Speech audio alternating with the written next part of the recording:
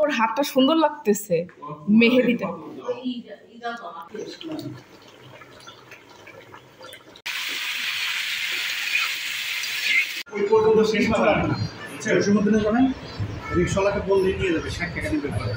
আসসালামু আলাইকুম। আজ পবিত্র ঈদ উল ফিতর, সবাইকে জানাচ্ছি ঈদ উল ফিতরের শুভেচ্ছা, ঈদ মোবারক। তো ভোর 4টার দিকে আমি উঠে গেছি আয়নের জন্য, যেহেতু কাজ করতে আমার একটু অসুবিধে হয়। ও ঘুমে থাকতে থাকতেই চিন্তা করলাম আমি কিছুটা কাজ এগিয়ে রাখি। এই জন্য যে সেমাইয়ের একটু বরফি বা মিঠা টুকরা যেটাই বলি না কেন ওটা বানাচ্ছিলাম। তো বানানো প্রায় শেষ, মানে পুরো ডিটেলস দেখাতে গেলে মানে অসুবিধা, মানে এত কাজ থাকে ঈদের সময় যে সব তো আসলে দেখানো সম্ভব হয় না।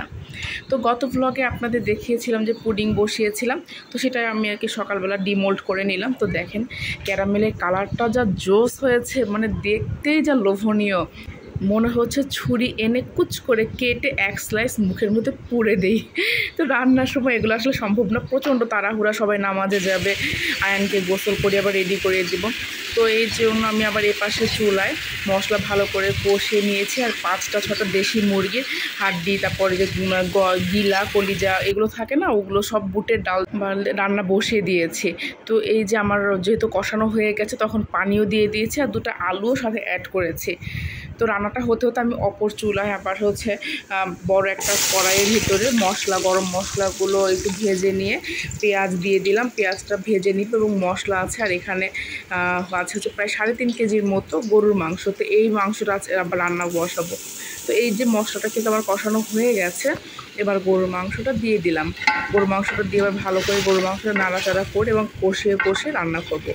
আর ঈদের দিন কার কেমন কাটলো একটু প্লিজ কমেন্ট করে জানাবেন। হ্যাঁ, আমার তো ঈদের দিনটা যা এমন কেটেছে কি বলবো, প্রথমেই মানে শুরুতেই যা মানে আসলে বলার মতো না আর কি। মানে আমি রান্না করছিলাম, করতে করতে না হুট করে আমার সিলিন্ডারটা মানে শেষ হয়ে গেছে। পরে দেখলাম যে সাপ্লাইয়ের যে গ্যাস সেটাও নাই। পরে কি করব, অনেকক্ষণ চুপ করে বসেছিলাম। আব্বু আবার যে কয়টা সিলিন্ডারের দোকান আছে আমাদের আশেপাশে সবাইকে ফোন দিল। তো কেউ তো ফোন রিসিভ করেনি, আর ফোন রিসিভ করার কথাও তো না, ঈদের দিন না, সকালবেলা সব নামাজ পড়তে যাবে। তো পরে আর কি করব, আয়নের বাবাকে পাঠালাম বাসায়, যে ওকে বললাম আমার বাসা থেকে কারি কুকার নিয়ে আসো, তারপর আমি রান্না বসাবো, তখন না হলে আজকে আর খাওয়া হবে না। তো এই যে দেখেন রান্না করতে করতে আবার একটু বাহিরে দেখাচ্ছি। রান্না করতে করতে না এক পশলা বৃষ্টি হয়ে গেল, কিন্তু বৃষ্টিটা হওয়ার পরেই এমন গরম মানে শুরু হয়েছে, মনে হচ্ছে আমার চিটপিটা টাইপের একটা গরম, রান্নাঘরে দাঁড়ানোই যাচ্ছে না, এরকম টাইপের একটা গরম। তো এই যে আমি কিছুক্ষণ দেখলাম বাহিরে, যে দেখেন কি পরিমাণ রোদ। এখন কিন্তু প্রায় সকালই, তাই না? ওই যে বাহিরে শুনতে পাচ্ছেন আজাইয়ার নামাজের কথা বলছে, জামাত তৈরি হবে ওই জন্য। আর এখানে হাতের সেমাই রান্না করা হবে, এই জন্য চুলায় অনেক দুধ দেওয়া হয়েছে। তো ওই দুধটা ভালো করে জাল উঠে আসলে একটু সামান্য পরিমাণে লবণ আর এই যে চিনি আর কিছু গরম মশলা দেওয়া হয়েছে, দেওয়ার দুধটাকে ভালো করে জাল দিয়ে ফুটিয়ে নিয়ে তারপরে যে হাতের সেমাইগুলো দিয়ে দেওয়া হচ্ছে। এগুলো দিয়ে এখন ভালো করে নাড়াচাড়া করে সিদ্ধ করে নেওয়া হবে। যেহেতু ওটা ভালো করে রোদে করে শুকানো আছে, এই জন্য ভালো করে যদি সিদ্ধ না হয় খাওয়া যাবে না, কাঁচা থেকে যাবে। আর এটা একটু পাতলা থাকতেই নামাতে হয়, না হলে মানে জমে যায়, একটু শক্ত হয়ে যায়। আর ও পাশে আমি কিছু কিশমিশ রেখেছি আর কিছু বাদাম কুচি করে রেখেছিলাম গত রাতেই। তো ওইগুলো আর কি আবার আম্মু একটু উপরে মানে গার্নিশের জন্য দিয়ে দিচ্ছিল। দেখতে তো ভালো লাগতে হবে, তাই না? একটু কিশমিশ বাদাম না দিলে মিষ্টি জাতীয় কোনো খাবার খেতেও কিন্তু দেখবেন ভালো লাগে না, দেখতেও ভালো লাগে না। তো ওটা কমপ্লিট হয়ে গেল। আর এই যে যত বিপত্তি বাঁধলো, এই যে আমার নুডলস রান্না করতে এসে, এই যে নুডলসের জন্য সব কিছু রেডি করে নিয়েছি। আবার এই যে পানিতে বরবটি আর নুডলসটা একটু সিদ্ধ বসিয়ে দিয়েছি এবং সিদ্ধ হয়েও গেছে। তখনই আর কি আমার ওই যে বললাম না সিলিন্ডার গ্যাসটা শেষ হয়ে গেছে। তো সবাই তো নামাজে চলে যাবে, তো এই জন্য যাই রান্না কমপ্লিট করতে পেরেছি ওগুলোই টেবিলে দিয়ে দিয়েছি, যে ওগুলোই ওরা খেয়ে চলে যাক নামাজ পড়তে। তো এর ফাঁকে আমি আবার আয়নকে গোসল করিয়ে যে পাঞ্জাবি পরিয়ে একটু রেডি করে দিয়েছি। আয়নের বাবাও রেডি হয়ে গেছে, এই যে তারা এখন নামাজে যাবে।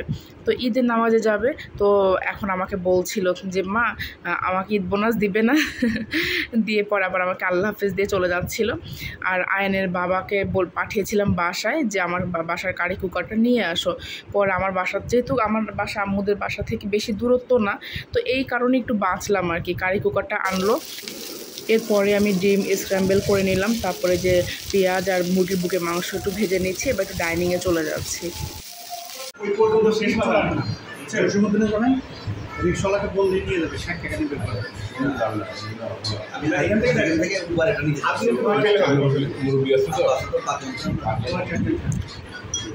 তো সবাই নামাজ থেকে এসে খাওয়া দাওয়া করে নিচ্ছে, আর আমি নুডলস রান্না শেষ করে এখানে একটু নান রুটি ভেজে নিচ্ছিলাম।